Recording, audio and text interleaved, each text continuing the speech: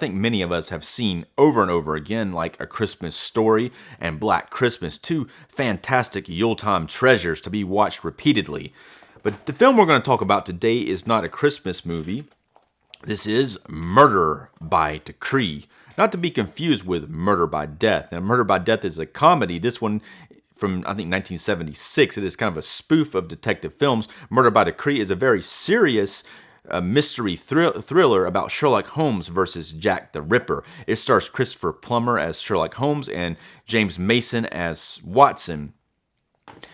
Now, it is not the first time Sherlock Holmes faced Jack the Ripper on film. He previously, in 1965, in a movie called A Study in Terror, which I haven't seen, but it apparently is a little different in feel than this one, which we're going to talk about a little bit more about that here in just a bit. And if you would do me a favor, go ahead and like this video and subscribe to my channel. I'm Dave Watkins, Watkins Films. Now, Sherlock Holmes versus Jack the Ripper does seem like kind of a natural fit for the character, though it wasn't written by the original Sherlock Holmes author, Sir Arthur Conan Doyle. It wasn't written by him, but it does seem like a natural fit for the character. But the thing about Jack the Ripper, it was based on the real crimes in the Victorian era, London, in the Whitechapel area, from 1888 to 1891. There are other stories, fictionalized versions of this film, not this film, but of this type of Jack the Ripper type of thing, like From Hell, starring Johnny Depp and Heather Graham. And this is based on a graphic novel, but there's another book called Jack the Ripper, The Final Solution, that covers a similar type of area and similar type of ideas about how Jack the Ripper was killing people. And it was in this one, it is a conspiracy that involves the Masonic Lodge, essentially, and it is kind of a little bit of a convoluted plot going on in the film that I'm not going to go into the exact details of it, but there is a bit of a convoluted conspiracy plot that Sherlock Holmes gets involved in. I think there's some interesting, as far as the quality of the way that it looks, there's two different types of looks. It looks very at night, and you see this London streets of Whitechapel, all of that, and the cobblestones, and you see the fog and all of that. Just the blacks look terrific in those areas. And as far as looking in 4K now, it does work. It doesn't pop though. But I think the black, especially the dark scenes, work really well. Now the light scenes that take place during the day, it doesn't like look that much. You do see detail here, but it doesn't really. I don't think the 4K enhances it that much. It doesn't have like that kind of pop that you want it. It looks a little dull.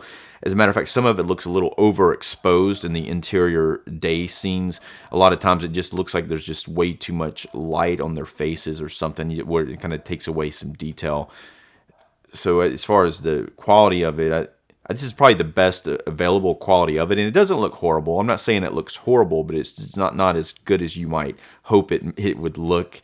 But it is a very interesting film. I think the performances by James Mason, especially as Watson, he really brings an elegance to Watson I haven't seen before. And I think that it's very interesting Watson. Very unlike Nigel Bruce, for instance, in the ones I've probably seen more of, like the Basil Rathbone and Nigel Bruce. Nigel Bruce plays him like a fool. Here he plays him very uptight Watson, very, very elegant, and he's older than Sherlock Holmes, so I guess he is usually. I think a really good casting in it is the Benedict Cumberbatch and Martin Freeman. Those guys are great, but these guys are really good too. Sherlock Holmes, played by Christopher Plummer in this film, he has quite a gleam in his eye, and he seems to be really enjoying playing the character. And it's too bad that they only did one outing on Sherlock Holmes and Watson, because I think these guys do a really good job. And Donald Sutherland, he does appear in the film as a psychic. He doesn't have a very big part, but it is Donald Sutherland, and he does a very good job. He's kind of a tormented psychic who did see the murders, and then it has some. They only have a few scenes with him, but he does some flashback scenes when he's talking about what he saw and things of that nature that he appears in. This character, or he's based on a real life person. So the character Donald Sutherland plays, Robert Lees. He has appeared in several other adaptations of Jack the Ripper type of things. Like there's a miniseries that had Michael Caine in it, and he played a pretty big part in that one. He apparently is in the graphic novel of From Hell, but he doesn't appear in the film. They cut the part out. It is kind of is an interesting part, there being a psychic who says that he saw the Jack the Ripper murders, but I don't know how much it really adds to it in the long run. Murder by decree. What does decree mean, right? And I mean, murder sounds cool, but then when you have decree in it, it sounds like degree, but it's not degree. Now, decree actually is a formal and authoritative order or decision, especially one having the force of law, issued by a ruler, government, or court.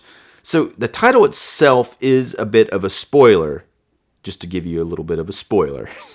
But it doesn't sound very exciting for a title. They probably needed to go with something a little more involving. I'm not sure what the idea was here. I will say that there is a little bit of an exciting climatic sort of showdown near the end of this film. It's a nice touch. And I'm not going to say any more spoilers other than that, but let's go ahead and take a look at the inside of this thing. All right, so we have the same cover. Now, this is a nice slipcover, and I do like the simplicity of this. Now, this cover reminds me of the Murder on the Orient Express cover. It's a nicely drawn of all the actors who have predominant parts in the film. And we have two discs. We have a Blu-ray and a 4K disc. On the inside of it, there is a reverse. Now, this must be the original artwork. So that's what that looked like. Kind of cool. All right, so let's go ahead and rate the film. I'm going to rate this on a scale from 1 to 5, 1 being the lowest and 5 being the highest. I'm going to give it a 3.5-star rating. I think that the performances here are fantastic. It's directed well. It is a little slow in some parts, but you would expect from a Sherlock Holmes type of script, but it doesn't have as much gruesomeness as you would hope from a Jack the Ripper type of film. Now, Sherlock Holmes and Jack the Ripper together, I like both of them. I don't know if putting them together is necessarily the best fit, even though they kind of were around the same time, but I don't know. Let me know what you think about that, and if you would do me a favor, go ahead and like this video and subscribe to my channel. I'm Dave Watkins. Thanks for watching.